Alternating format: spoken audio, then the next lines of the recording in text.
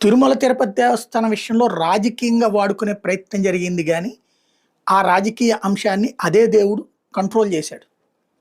పంది మాంసము ఆవు మాంసం లాంటి తప్పుడు ప్రచారాల్ని అదే దేవుడు కంట్రోల్ చేశాడు త్రూ సుప్రీంకోర్టు ద్వారా. ఇప్పుడు అసలు దోషుల్ని పట్టుకునేటట్టే ఏర్పాటు చేస్తున్నాడు దేవుడు. అదే ఇప్పుడు స్పష్టంగా కనబడుతుంది.